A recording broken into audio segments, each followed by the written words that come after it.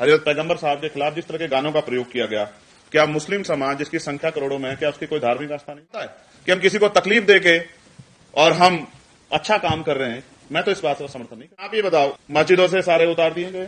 बरेली में सांप्रदायिक तनाव भड़काने के लिए मुस्लिम धर्म के जो सबसे बड़े प्रतीक हैं, हजरत पैगंबर साहब के खिलाफ जिस तरह के गानों का प्रयोग किया गया, क्या मुस्लिम समाज जिसकी संख्या करोड़ों में है, क्या उसकी कोई धार्मिक आस्था नहीं है? अभी हमने देखा, ऐसा लगता है जिनका राज है उन्हीं की आस्था है, उन्हीं का सम्मान उनसे, उन्हीं का धर्म आगे बढ़ना चाहिए, तो उनका संरक्षण तो बहुत दूर की बात है। लेकिन मुस्लिम समाज जो है, जिनका इतना बड़ा योगदान है, मैं अपने जिले शुरू करता हूं।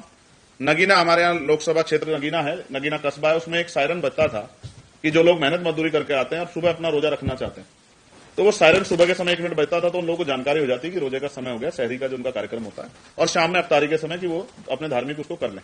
1 महीने कार्यक्रम होता है। मैंने अपने एसएसपी से बात की, उन्होंने कहा सर सुप्रीम कोर्ट की रूलिंग है।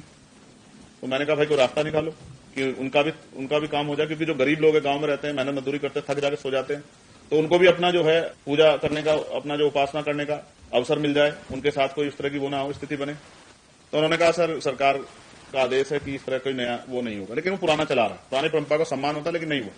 लेकिन आप ये बताओ, मस्जिदों से सारे उतार दिए गए। कई धार्मिक कार्यक्रम होते हैं जिसपे रोड पे पूरे जुलूस निकलते हैं, जैसे मैंने बरेली का जिक्र किया।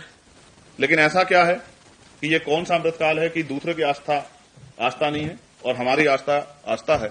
इस आधार पर अगर हम ये करेंगे तो क्या एक बहुत बड़ी पीड़ा उन लोगों के मन में नहीं पहुंचेगी कि अपने ही देश में आज हमारे साथ गैरों जैसा व्यवहार हो रहा है?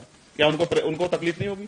क्या हम दूसरों को तकलीफ दे? कौन सा धर्म सिखाता है कि हम किसी को तकलीफ देके और हम अच्छा काम कर रहे हैं? मैं तो इस बात का समर्थन नहीं करता। बस जिसकी लाठी उसकी भैंस हो गई है, और क्या तो उनकी बात मान लो वरना जान के लाले पड़ जाएंगे, ये भी आपके सामने है। और फिर पूरे मामले को रफा दफा करने में भी अब एडमिनिस्ट्रेशन और पुलिस का जो रोल है वो सरकार के कभी कभी नतमस्तक नजर आते हैं, ये भी चिंता का विषय है।